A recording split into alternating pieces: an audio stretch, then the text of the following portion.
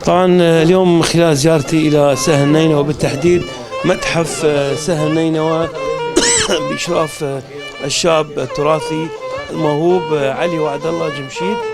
طبعا اليوم كان زيارة جدا جميلة، وأيضا راح نشوف بعض المعالم في هذا المتحف التراثي في سهل نينوى.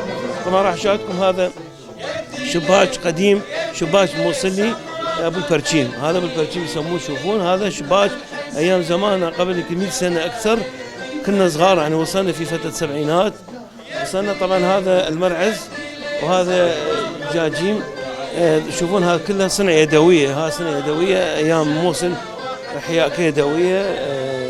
وهذا ايضا مرايه موصليه مصنوع من الجوز. طبعا مرايه قديمه تنزيل من النارنج. طبعا تشوفون هاي المعالم اللي اليوم زيارتنا الى هذا المتحف سهل نينوى اللي قلنا باشراف الموهوب علي التراثي. علي شلونك علي؟ الحمد لله. قد صار لك بهاي الموهبه؟ تقريبا لا انا صغير بديت بهاي الموهبه. ان شاء الله يعني بيا صف؟ ثالث ابتدائي؟ تقريبا ايه رابع ثالث ابتدائي. شنو خلاك تحب التراث؟ والله بديت كنت اجمع اشياء قديمه صغار مثل مفاتيح صغار.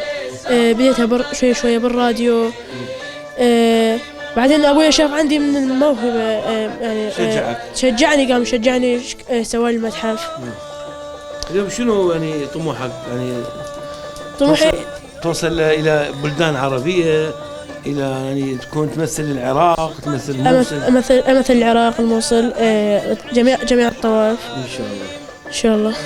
واحنا ايضا اليوم يعني زيارتنا الى متحف اللي انت تشرفه، اكيد شاهدنا ايضا اليوم كثير من الشخصيات اللي حضروا، وان شاء الله يكون مهرجان قريب لكم المتحف ومشاركه كثير من الفنانين ان شاء الله بوجودكم ان شاء الله. احبتي الاعزاء، اليوم راح يكون جولتنا في داخل متحف سهل نينوى للتراث. اهلنا طبعا سهل نينوى اكيد هذا المتحف تأسست يعني قبل سنة 2023.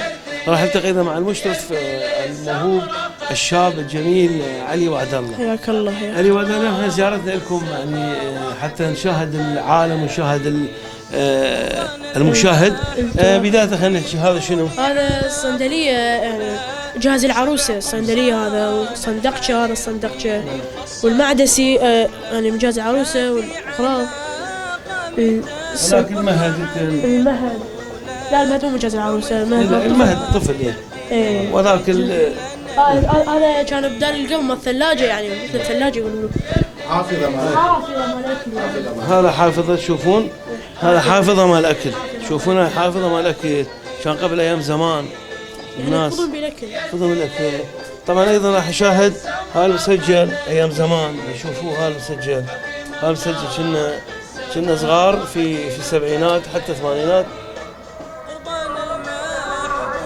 الله، أم كلثوم طبعا أكيد. تشوفون هذا أيضا القهوة وساعات قديمة. وراح نتجول على السريع أيضا نشوف هاي الملابس. الملابس مال العرب قديم. شوف الزبون، شوف هاي يعني. وهذا أيضا الملابس الكرد القديم. نشوف احنا اشياء كل شيء موجود، العربي والكردي والاقليات، كل مكان جميع الطرف. هذا مثل ما اقول التراث يجمعنا وتراث هويتنا.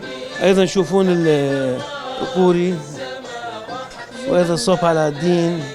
هذا كان قبل يخلون ترمس الماي، يخلون ثلاجه، واكيد ايام حلوه بصراحه. وايضا راح ندخل الى المتحف داخل نشوفكم. طبعا احنا دخلنا ايضا الى مكان اخر. علي هذا شو؟ هذول الحكم العراق، هذا فيصل الاول ملك، هذا فيصل الثاني اللي هو حفيده غانم السعيد، هذا عبد الكريم قاسم العفو. وإذا تشوفون هذا تشوفون هذا مال طرشي، خلال طرشي. شوفون هاي، شوفون الله.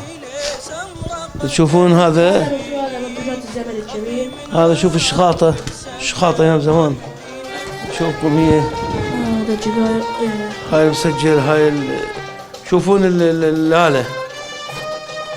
يشوفون لا لا لمبة بالموسيقى يقول لمبة، بالبغداد يقول لا لا.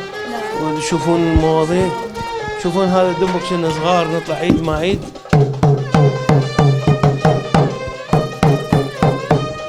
هاي الاشياء الجميله والله. ها علام شو يسموه؟ هذا يسمونه اسمه بالسوري يقول بابور. هذا يعني صوبة صغيرة يعني تخلون اكل يعني سفرات، خاصه في فتره السفرات. هذا ايضا جدر وهذا ايضا لمبه.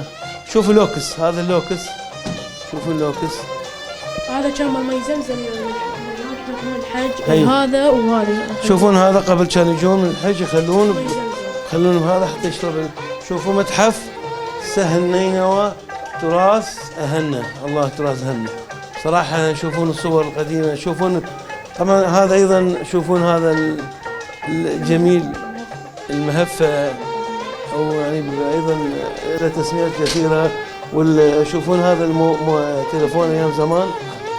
طبعا أنا أشكركم هذا شكرا علي تعليمي علي هذا الجولة السريعة. وإن شاء الله هناك مهرجان قريب راح يكون باسم جمعية إحياء التراث الموصلي بالتعاون مع متحف نينوى، وأيضا تقنيات اتكات نينوى، وأيضا الأستاذ زكريا، وأيضا سيد غادة اللي راح تكون ويانا أستاذ علي. وهناك كثير راح يكون مهرجان قريب جدا إن شاء الله تمثل كل الأقليات والموصل، مدينة الموصل والأقليات. يكون مهرجان عن التراث من خلال تقديم التراث الفلكلور الموصلي. علي أنا جدا أشكرك وجودكم إن شاء الله المهرجان إن شاء الله. مكانكم إن شاء الله. حياكم الله. شكرا ممنون منك. طبعا شكرا لكم، شكرا للفنان الإعلامي جاسم حيدر من متحف سهل نينوى من محافظة نينوى. شكرا.